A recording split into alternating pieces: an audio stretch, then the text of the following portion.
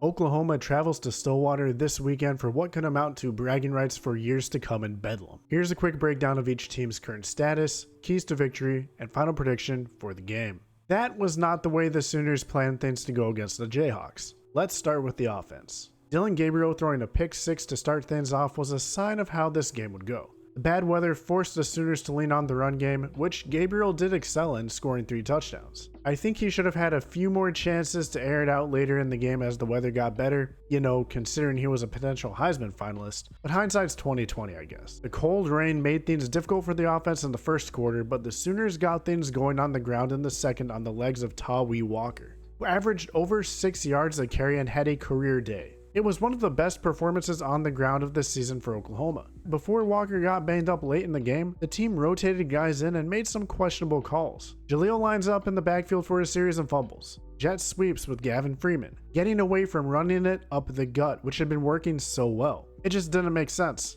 But on the bright side, Walker is RB1 moving forward, assuming he doesn't get suspended again. Ironically, I said last week the lack of ability to run consistently would cost Oklahoma its first loss, and instead it happens on a day where their team rushes for 269 yards. Shows how much I know. The offensive line got things going run blocking. You can't be upset with nearly 300 yards on the ground. It was a gritty performance and they held their own throughout. Gabriel had time to throw on the occasions he did drop back to pass and was only sacked once. I have plenty of bad things to say about this performance, but the play of the offensive line is not one of them. Receivers never really had a chance to get things going. Whether it was due to the weather, play calling, it just wasn't their night. Nick Anderson also had a bad false start on 4th down that potentially cost the Sooners the game. I'm starting to become concerned that no one will step up into the role that Andrew Anthony had as the primary target for DG. Maybe next week someone does step up, but I said that last week too.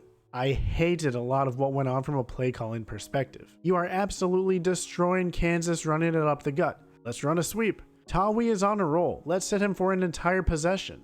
55 seconds left and 3 timeouts before halftime. Let's take a knee. QB run near midfield instead of relying on what got you there. Conservative calls on the second to last drive where you could end the game. Yes, I get it. The weather wasn't great. It definitely affected the way the game was called, but there were just too many times where I was left sitting and shaking my head at the offense. Just another reminder that this offense is a step down from what many OU fans are used to. It's far from bad, but it's not great either. It's missing some electric playmakers and competent play callers. Unfortunately, this isn't an offense that will win you a national title, and it showed this week. No field goals were attempted, so I can't gripe about that, but a shanked punt and a fumble on a fair catch attempt were enough to get my blood boiling once again about special teams. The unit is far from special. 33 points and terrible weather should be enough to get you a win against Kansas and their backup quarterback. Unfortunately, this week it wasn't. On to the defense. It felt like it lost its identity a bit. The play from the defensive front felt improved from last week, but was missing some of the fire that has made it a force early in the season.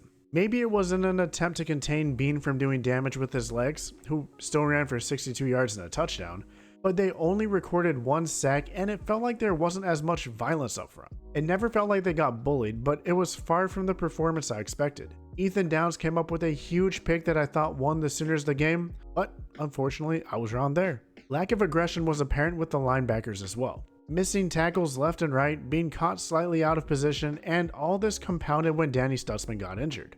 It's tough when your leader comes out, and Kansas was able to average 5.5 yards per rush, a huge chunk of which was aided by missed tackles by linebackers and secondary. I expected Kanik, a Kansas native, to have a great game, but unfortunately that never materialized and he got banged up partway through as well. Speaking of the secondary, what the heck was that on the final drive? Receivers were given way too much space, allowing Kansas to easily drive down the field for a game-winning score. The secondary did make up the majority of Oklahoma's 7 pass deflections, and for the most part held the Jayhawks' pass game in check. Nearly half of Kansas's total pass yards came on just 3 plays. Not having Gentry Williams available proved to be brutal as well, and I don't remember seeing Bowen out there either. At the end of the day, it's clear that the defense has regressed. Have teams figured out Brent Venables' scheme?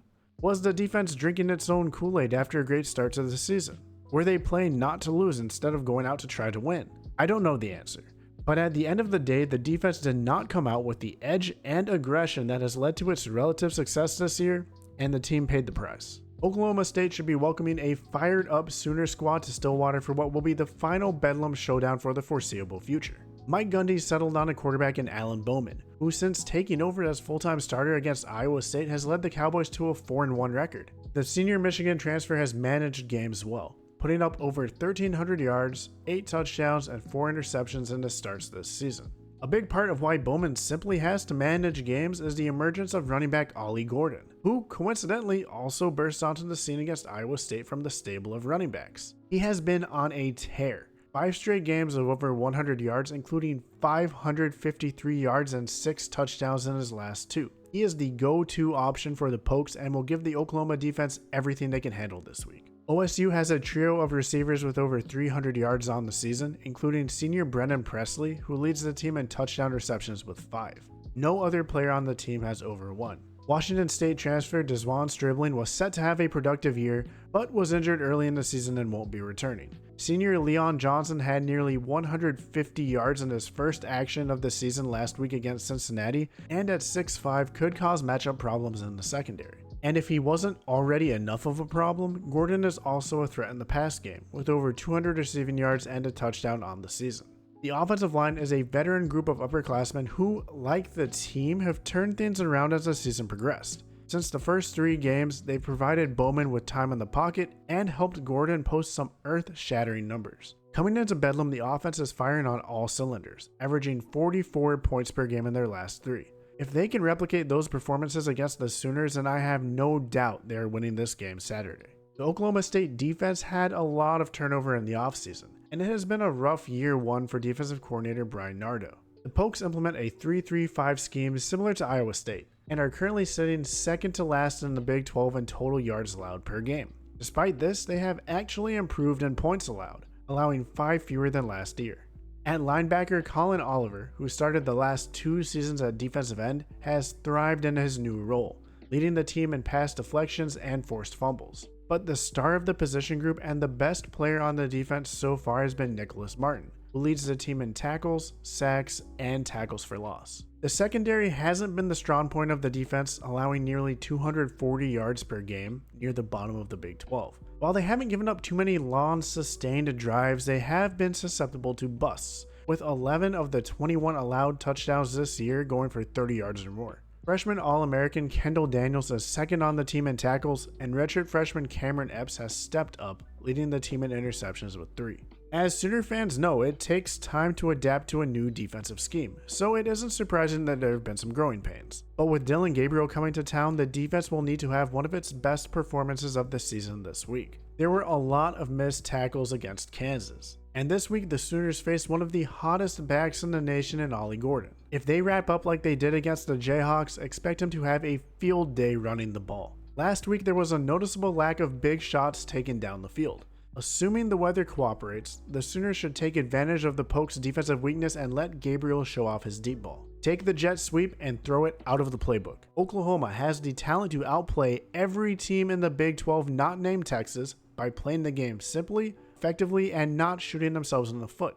Line up, do your job, and you win this game. The Oklahoma secondary giveth and taketh away. While they are great at forcing turnovers, it never fails that there are breakdowns for big plays. With the focus on Ollie Gordon, OSU will have plenty of opportunities to take deep shots downfield. It's up to Alan Bowman to hit his targets. Last year, the first quarter of Bedlam was an absolute disaster for the Pokes, but they did shut the Sooners out through the rest of the game. It will be important for OSU not to start in a deep hole in order to win state bragging rights. Oklahoma State is undefeated when Ollie Gordon scores a touchdown. Shouldn't be too hard, right? In all seriousness, if OSU wants to win this game, it will almost certainly be on the back of a big day from number 0. And if the offensive line can clear a path for him, expect fireworks in Stillwater. I'm sure OSU fans wanted to be the first team to hand Oklahoma a loss this year. The turnaround they have had has been nothing short of impressive, and I've got to give Gundy and the Pokes credit where credit is due. Meanwhile, my confidence in the Oklahoma offense, defense, special teams, coaching, you name it, is at an all-time low right now. However, this is Bedlam, and the final Bedlam we might have for a while. Gotta teach little bro one more lesson. Oklahoma turns things around in Stillwater and survives another upset scare, 42-34.